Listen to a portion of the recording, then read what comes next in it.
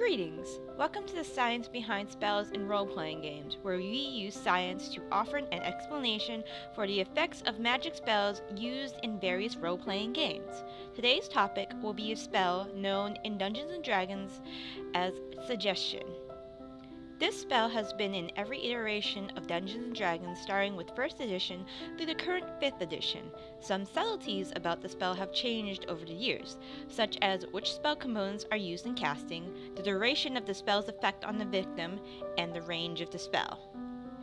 Suggestion causes the victim to carry out a suggestion made by the caster, assuming the victim has failed their saving throw or is otherwise immune to the effect. The caster may persuade the victim to engage in an activity as long as the activity does not bring harm to themselves. Also, the victim must understand the phrase or it will not work. Before we get into the science behind how suggestion could work, we need to lay out this ground rule. We are going to assume, for our purposes, that the victim has more or less a similar nervous system to that of humans.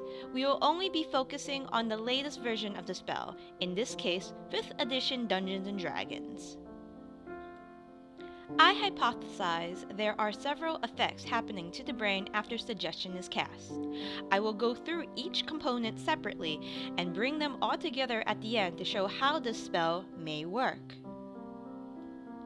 The first component is the ventromedial prefrontal cortex. Since ventromedial prefrontal cortex is a mouthful, we will refer to this part of the brain as the VMPFC. The VMPFC is part of the prefrontal cortex in the mammalian brain.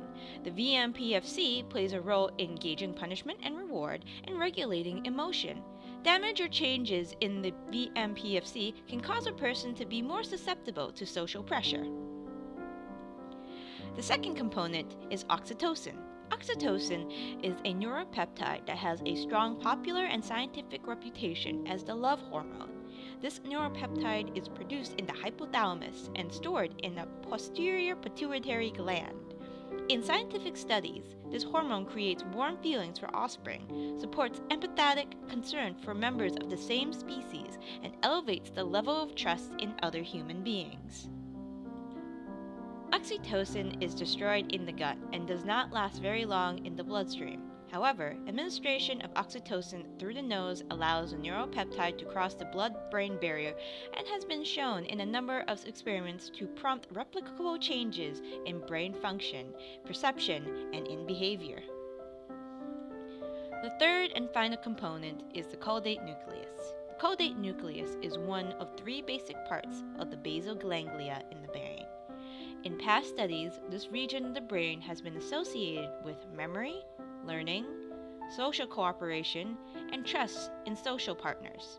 Patients that have sustained damage to this region of the brain exhibit shorter attention spans and difficulty recalling items in the tasks that require planning and sequencing.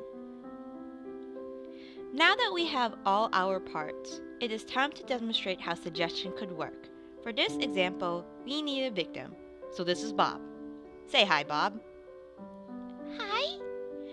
Bob is a bandit of 1/8 challenge rating. To those who are not familiar with the challenge rating system in Dungeons & Dragons, this means Bob is rather weak in both mind and physical strength. Hey! Bob meets our adventuring party, named the Dream Team. The Dream Team's wizard casts suggestion on Bob, who fails his saving throw. This spell will affect him. The wizard tells Bob to go make him a sandwich, and Bob goes about his task. Let's take a look at what happened to Bob's brain. First, magic physically changes the VMPFC, causing Bob to be more vulnerable to social pressure. In this case, it is the wizard persuading Bob to make him a sandwich.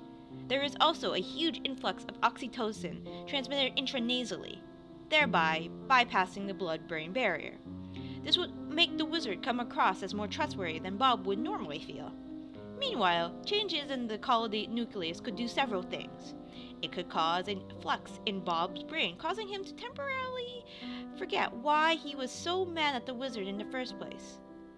Next, it could also invoke even more trust in the wizard. To Bob, this wizard knows what he is talking about, and making a sandwich seems like a good idea. But what happens if Bob had succeeded in his wisdom save?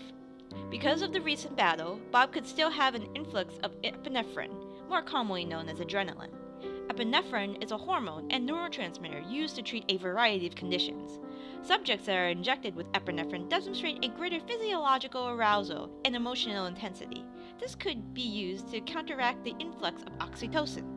Also, this hormone has been shown to enhance memory in emotionally significant experiences, such as the battle. I hope I was able to shine some light on the science behind the suggestion spell.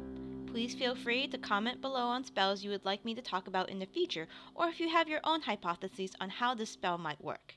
If you enjoyed this video, remember to like and subscribe to this channel.